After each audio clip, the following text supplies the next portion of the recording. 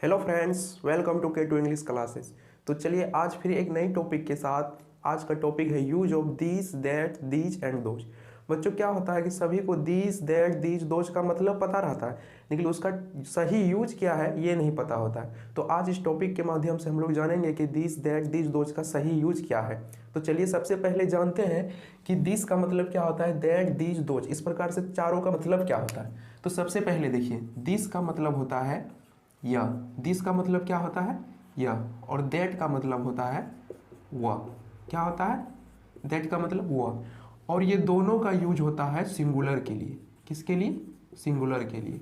इसमें वर्ब भी सिंगुलर लगता है और ये दोनों भी क्या है? सिंगुलर है। सिंगुलर मीन्स एक वचन है, एक वचन है।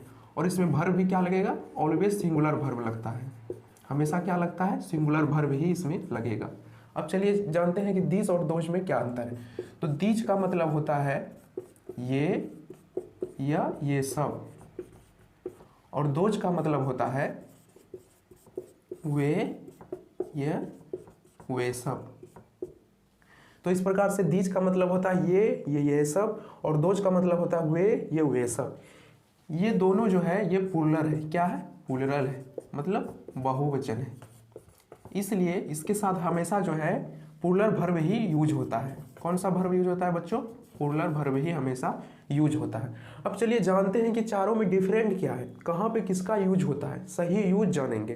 तो देखिए सबसे पहले देखिए, दिस एंड दिज, ये दोनों का यूज जो है निकटता की बोध कराने के लिए होता है। जब आप इशारे करके किसी को निकटता की बोध करा रहे हैं तब जो है आप दिस और दिज का यूज करेंगे, निकटता की बोध हो और आप इशारे करके बता रहे हैं।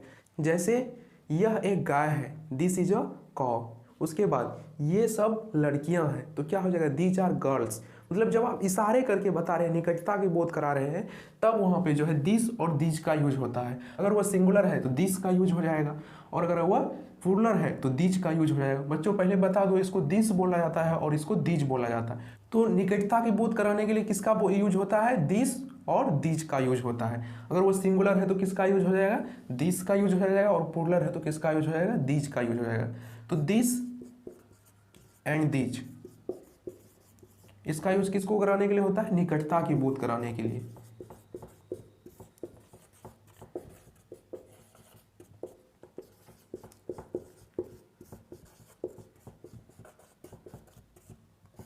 निकटता की बोध कराने के लिए किसका यूज किया जाता है? दिस और दिज की यूज किया जाता है निकटता की बोध कराने के लिए। अब चलिए जानते हैं कि दैट और दोज का यूज किसके साथ किया जाता है।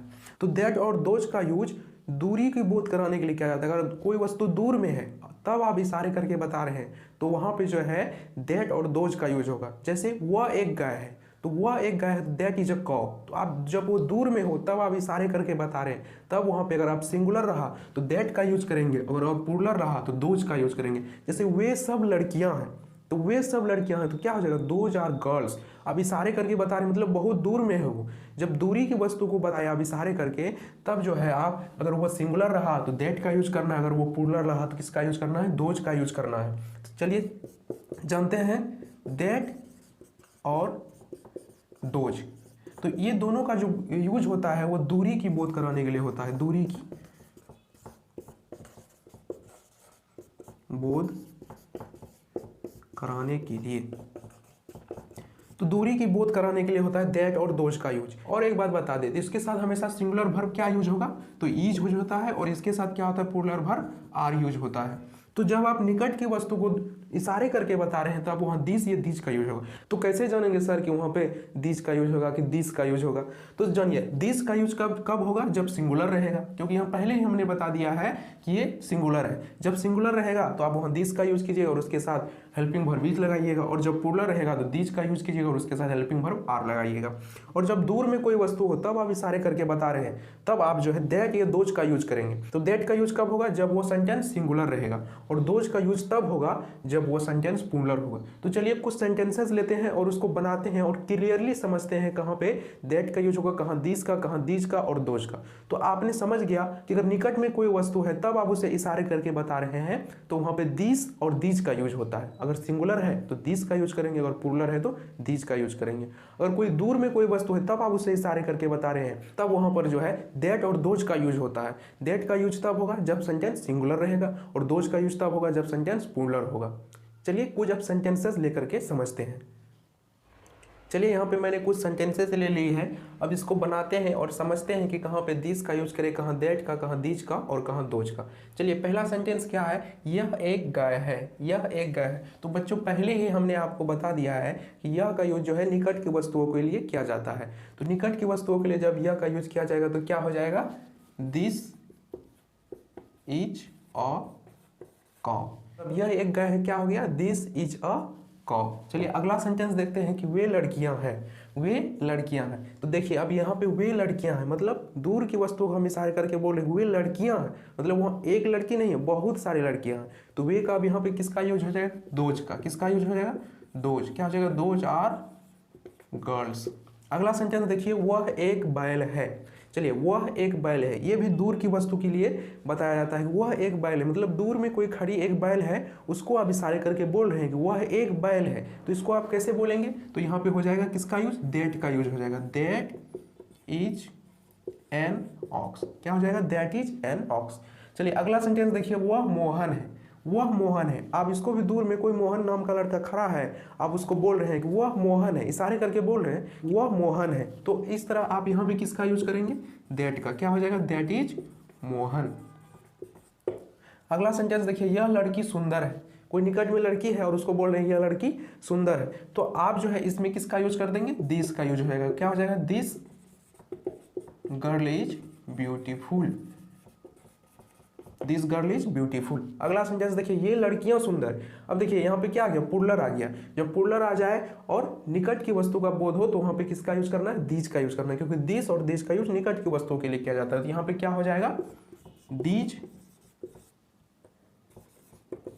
गर्ल्स, क्योंकि यहाँ पे क्या है, लड़कियां, बहुत सारी लड़कियां अब हो गई। तो these girls are beautiful, these girls are beautiful. अगला सेंटेंस देखिए, वे सब लड़के हैं, वे सब लड़के हैं। तो इसका क्या हो जाएगा, दोज आर बॉयज, वे सब लड़के हैं, दोज आर बॉयज। अब देखिए एक सेंटेंस है कि वह दूध है, वह दूध है। कहीं बर्तन में दूर में दूध रखा हुआ है और आप इशारे करके बोल रहे हैं कि वह दूध है, तो वहां पे किसका यूज हो जाएगा, हो जाएगा दैट का यूज। क्या हो जाएगा, that is milk, that is milk. अगला देखिए, यह चाय है। निकट में कोई बर्तन में रखा हुआ चाय है, आप उसे इशारे करके बोल रहे हैं यह चाय है। तो निकट की वस्तुओं के लिए और सिंगुलर हो तो किसका यूज करते हैं, दिस का यूज करते हैं। क्या हो जाएगा, दिस इज टी। अब चलिए समझते हैं कि ही और दैट में क्या अंतर है। ही और दैट में क्या अंतर है, ही और दैट को कैसे अंतर समझेंगे सर, कि ही कहाँ ही लगाए, कि यहाँ भी हुआ था तो आपने तो यहाँ पे दैट लगा दिया। और ही और दैट में क्या अंतर है वो समझते हैं। चलिए तो चलिए मैंने एक यहाँ सेंटेंस ले लिया है कि वह राम है। तो सर अब इसका क्या बनाए, दैट इज राम बनाए कि ही इज राम बनाए। तो बच्चों मैं आप लोगों को बता देना चाहता हूँ, अगर आप राम की तरफ इशारे करके बोल रहे हैं कि वह राम है तब आप यहाँ पे लिखेंगे दैट इज राम। अगर आप राम की तरफ इशारे करके नहीं बोल रहे हैं कि वह राम है, ऐसे बोल रहे हैं नॉर्मली वह राम है, तब वहां पे आप ही इज राम लगाएंगे। लेकिन जब आप राम की तरफ इशारे करके बोल रहे हैं कि वह राम है तब आप वहां पे दैट इज राम लगाएंगे। उसी तरह अगर एक सेंटेंस और लेते हैं कि वे सब लड़कियां हैं, तब आप यहाँ पे दोज आर गर्ल्स तब लगाएंगे जब आप लड़कियों की तरफ इशारे करके बोल रहे हैं। तो आप जब इशारे करके जब बता रहे हैं कि वे सब लड़कियां हैं, दोज आर गर्ल्स, तब आप यहाँ पे दोज का प्रयोग करेंगे, वे सब लड़कियां हैं। उसी प्रकार इसमें भी होता है, वह राम है, जब आप इशारे करके बोल रहे हैं कि वह राम है तब वहां पे आप लगाएंगे दैट इज राम। अगर इशारे करके नहीं बोल रहे हैं, नॉर्मली बोल रहे हैं, तो वहां पे हो जाएगा ही इज राम। तो इस तरह से आप समझ गए हैं कि वह राम है तो इसका सेंटेंस क्या बनाएंगे। अगर वह इशारे करके बोल रहा है तो दैट इज राम बना देंगे, अगर वह इशारे करके नहीं बोल रहा है तो क्या बना देंगे, ही इज राम बना देंगे। अगर वह इशारे करके बोल रहा है तो क्या हो जाएगा इसका, दैट इज राम। और इसका क्या हो जाएगा, अगर इशारे करके बोल रहे हैं तो दोज आर गर्ल्स, क्या हो जाएगा 2000 गर्ल्स। तो इस प्रकार आप समझ गए कि ही और दैट में भी क्या अंतर है। अगर इशारे करके बोल रहा है तो दैट का यूज करेंगे, और इशारे करके नहीं बोल रहा है, नॉर्मली बोल रहा है, तो ही का यूज करेंगे। आई होप कि आपको वीडियो पसंद आया होगा। वीडियो पसंद आए तो लाइक कीजिएगा, सब्सक्राइब कीजिएगा और शेयर करना नहीं भूलिएगा। चलिए आज के लिए इतना ही। जय हिंद।